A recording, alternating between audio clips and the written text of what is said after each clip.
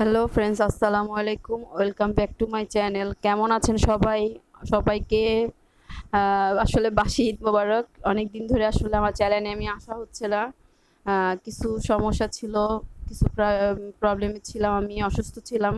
তার জন্য আসলে অনেক দিন ধরে ভিডিও আপলোড দেওয়া হচ্ছে না। তো সবাই কেমন আছেন? আশা করি সবাই ভালো আছেন, সুস্থ আছেন। অবশ্যই ঈদ কেমন কেটেছে সবাই কমেন্টসে জানাবেন। দেখতে পাচ্ছেন আসলে আমরা একটা জায়গায় মেলাতে ঘুরতে গিয়েছিলাম। বোনের ভাইয়ের যে মেয়ে আর হচ্ছে বউটাকে নিয়ে গেছিলাম ঘুরতে। তো আমরা একটু মেলায় ঘুরলাম, গাড়লাম, যাই করেছি আসলে সবই আপনাদের সাথে শেয়ার করার জন্য আজকে ভিডিওটা অন করেছি। আর আপনারা আমার চ্যানেলে আজকে অলরেডি আমি একটা জুসের রেসিপি দিব। আমরা ঘুরে আসার পরে বাসায় এসে চিন্তা করলাম একটা জুস বানাবো, তো ভাবলাম যে আমার ফ্রেন্ডসদের সাথে সেটাও শেয়ার করি। তো সবাই দেখতে থাকুন ভিডিওটা কেমন হয়েছে। দেখে আমাকে কমেন্টসে জানাবেন। আর এটা হচ্ছে আপনার ঢাকা আটি বাজারের দিকে।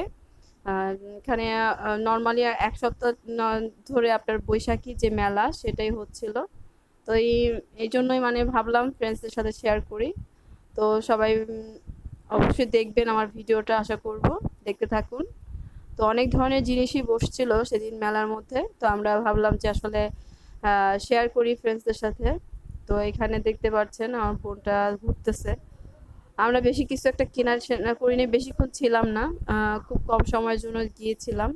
তো কিছু টুকটাক জিনিসপত্র কেনার পরে চলে আসা লাগছে। তো যাই হোক, এখানে বাচ্চাদের কিছু খেলনার জিনিসপত্র ছিল, আমরা সেগুলোও দেখলাম। এখানে বাচ্চারা উঠছে, আমরাও কেউ কেউ মানে ছোট বেবিটারে উঠাইছিলাম। আমার বোনটা উঠছিল, ভাইয়ের বউটাও। তো যাই হোক, যদি এদিকে কারো আশা পড়ে তবে অবশ্যই এখানে আসবেন, আশা করব। তো সবাই এনজয় করেন।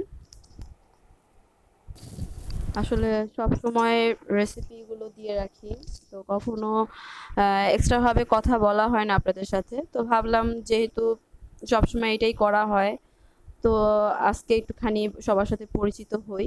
তো আমার সকল ভিডিও আসলে কারা যারা যারা দেখেন তারা হয়তো আমাকে খুব এতদিনে অনেকেই চেনা জানা হয়েছে। তো সবার কাছে একটা অনুরোধ, সবাই আমাকে আসলে দোয়া করবেন যাতে আমি আরো ভালো কিছু আপনাদেরকে দিতে পারি। তো জুসের রেসিপিটা এখন আপনাদেরকে দেখাবো। বাসায় চলে আসছি আমরা। তো এখানে আমি তরমুজ নিয়ে নিয়েছি, দেখতে পাচ্ছেন। তরমুজ এখন আমি ব্লেন্ড করে নিব। তরমুজটা আমার ফ্রোজেন ছিল, মানে গতকালের ছিল। আমি এটা কেটে ফ্রিজে রেখে দিয়েছিলাম, তো এটাই এখন বের করে জাস্ট জুসটা বানাবো। যেহেতু জুসটা বাইরে থেকে আসছে, ঠান্ডা একটা জুস হলে আসলে বন্ধ হয় না। তো যাই হোক, আমি এই জন্যই আসলে মেনলি জুসের রেসিপিটা যেহেতু করব, তো ভাবলাম যে এই রেসিপিটা আমার ফ্রেন্ডদের সাথে শেয়ার করি। এই জন্যই আসলে আমি আসলে মানে রেসিপিটা দেয়া আজকে করার মানে ভাবলাম যেহেতু ঈদের দ্বিতীয় দিন ছিল ওই দিনটা, তো অনেক গরম ছিল, আপনাদের হয়তো বা জানা আছে। তো আমার ভিডিওটা ছাড়তে অনেক সময় লেগে গেল। তো যাই হোক, এখানে চিনিটা দিয়ে দিলাম আমি জুসের মধ্যে। আর হচ্ছে আপনার দুধ দিয়ে দিচ্ছি, গুঁড়া দুধ। আপনারা চাইলে লিকুইড এখানে দিতে পারেন, তো আমি লিকুইডটা আজকে দিলাম না, আজকে গুঁড়ো দুধ দিয়ে করব। তো যাই হোক, এখানে আমি ১ কাপের মতো দিয়েছিলাম আপনার যে চিনিটা, আর হচ্ছে গুঁড়ো দুধ দিয়েছি আপনার 1/2 কাপের মতো। যাই হোক, এখন আমি পুরো এটাকে ব্লেন্ড করে নিব এখন জুসটাকে। তো আমার জুসটা কিন্তু অলরেডি আমি ব্লেন্ড করা শুরু করে দিয়েছি, দেখতে পাচ্ছেন খুব সুন্দর ব্লেন্ড হয়ে যাচ্ছে। তো তরমুজ যেহেতু একটা নরম খাবার, তো এগুলা আসলে জুস হতে বেশি সময় লাগে না। আমার জুসটা প্রায় রেডি, আমি এখন আপনাদেরকে সার্ভিং করে দেখাবো।